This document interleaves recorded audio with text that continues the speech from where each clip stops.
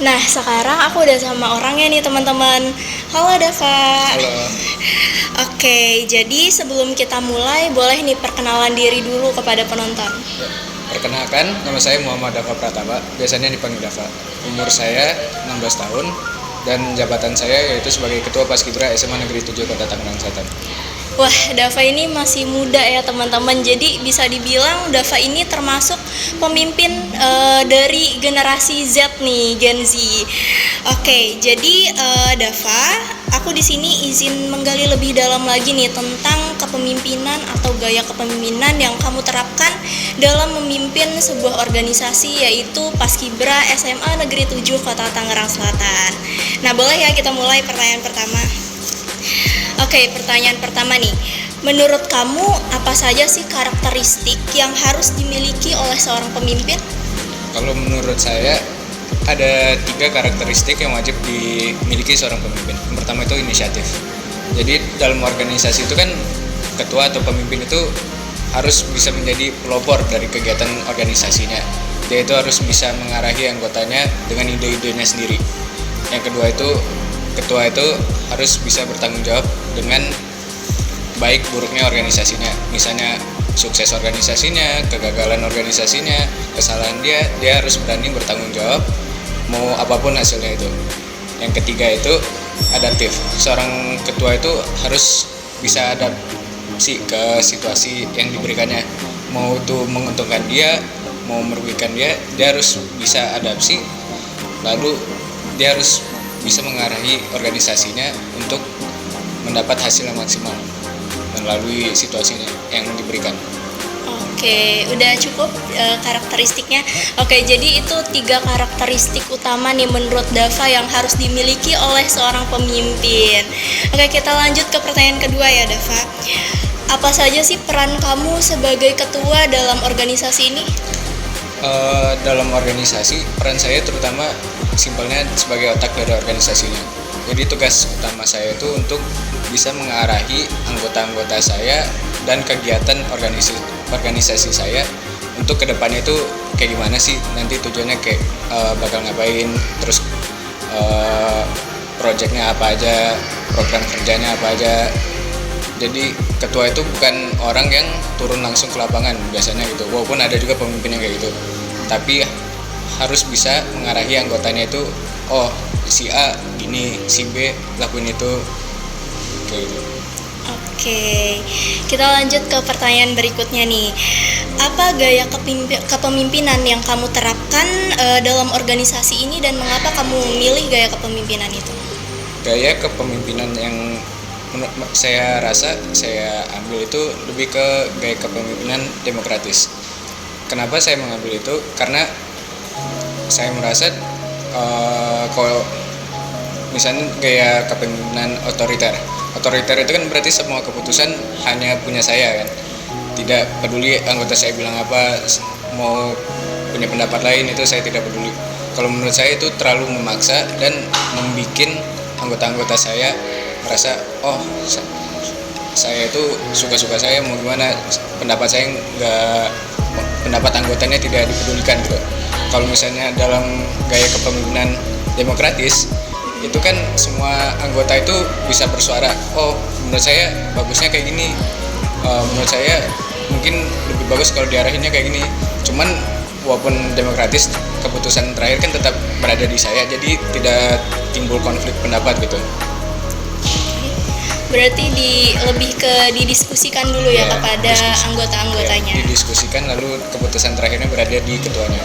Oke, kita lanjut ke pertanyaan berikutnya. Bagaimana cara kamu melibatkan anggota organisasi dalam proses pengambilan keputusan?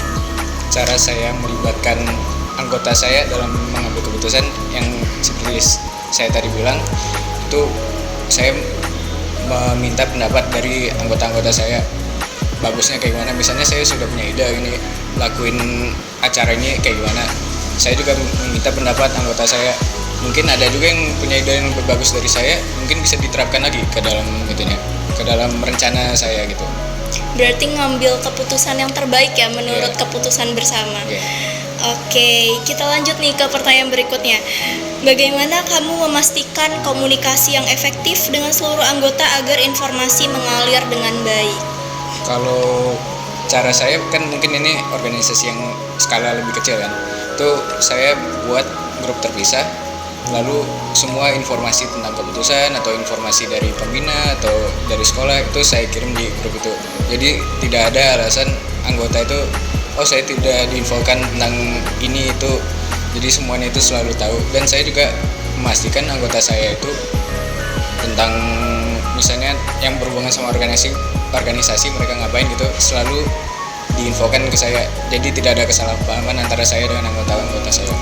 Oke, berarti sejauh ini tidak ada yang namanya miskomunikasi ya, aman-aman aja ya? Mungkin pas awal ada miskomunikasi karena masih sama-sama belajar kan. Cuman siap itu mulai dipoles lagi komunikasinya agar tidak terulang lagi gitu. Itu grupnya nih grup apa nih? Grup antar divisi kah atau antar proker atau gimana? Jadi kalau saya itu ada, misalnya kalau sehari-hari itu cuma ada grup utama, jadi semua anggota berada di sana. Mungkin kalau buat acara lain itu ada grup antar divisi. Oke, kita lanjut ke pertanyaan berikutnya. Bagaimana cara kamu menangani konflik dalam organisasi? Kalau konflik dalam organisasi itu pertama, misalnya terjadi konflik, pertama saya lihat dulu siapa aja yang terlibat dalam konfliknya ini. Saya juga berarti kan saya harus tahu, oh orangnya kayak gimana ini. Saya harus paham kepribadian orangnya kayak gimana buat mencari solusinya. Yang kedua, saya harus tahu konfliknya ini konflik tentang apa, apakah berhubungan sama organisasinya, apakah cuman masalah pribadi mereka yang ngefek ke organisasi. Lalu setelah saya tahu dua itu, saya cari solusinya kayak gimana yang paling bagus. Mungkin diajak diskusi lah, atau mungkin saya selesain sendiri. Pokoknya gimana caranya biar tidak ada pihak yang merasa dirugikan dengan keputusan untuk menyelesaikan konflik tersebut. Oke, keren banget nih jawabannya. Kita lanjut ke pertanyaan berikutnya. Apa tantangan terbesar yang pernah kamu hadapi nih sebagai seorang pemimpin, dan bagaimana cara kamu mengatasinya? Mungkin tantangan terbesar yang saya alami itu pada saat awal masa jabatannya. Karena waktu itu kan kita misalnya dari kelas 10 kan berjuang bersama dalam Paskibra kan. Lalu pas kelas 11 ada serah terima jabatan, tiba-tiba saya ketua, lalu saya mau nyuruh anggota saya padahal dulu setara gitu. Jadi kan merasa, ini kenapa sih orang ini nyuruh-nyuruh gue, kan dulu kita sama kan gitu. Nah caranya itu kalau saya buktiin aja kalau saya pantas buat menjadi ketua mereka, buat mengarahi mereka. Dan saya bikin seolah bukan karena saya emang nyuruh-nyuruh, cuman emang karena itu tanggung jawab saya untuk mengarahi organisasinya. Berarti kamu nih udah menjadi orang kepercayaan angkatan kamu dan senior-senior lainnya ya. Oke, mungkin ke pertanyaan terakhir nih teman-teman. Apa nasihat kamu bagi mereka yang bercita-cita sebagai pemimpin di masa depan? Kalau nasihat saya, yang pertama mulai dari sekarang. Karena nggak ada waktu telat lah buat mulai menjadi seorang pemimpin. Jadi pemimpin itu kan juga bukan berarti harus punya jabatan tinggi. Untuk punya sifat-sifat seorang pemimpin pun itu juga bisa dibilang kita seorang pemimpin gitu.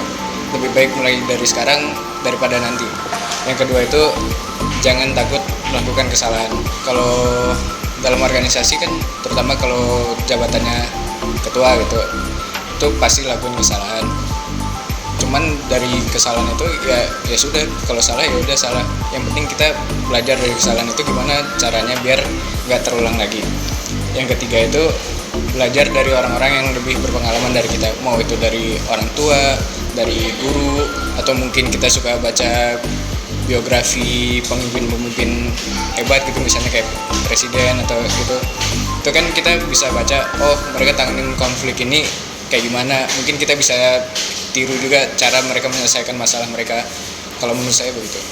Oke, keren banget nih nasihat dari Dava. Mungkin teman-teman penasaran bagaimana foto-foto Dava ketika menjadi seorang ketua dalam organisasi Paskibra. Aku tampilkan setelah video ini ya.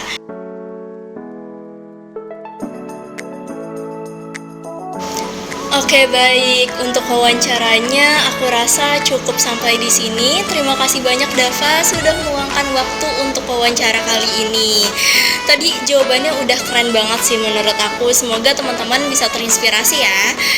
Gimana buat teman-teman, udah tertarik belum jadi pemimpin? Semoga video ini bermanfaat ya.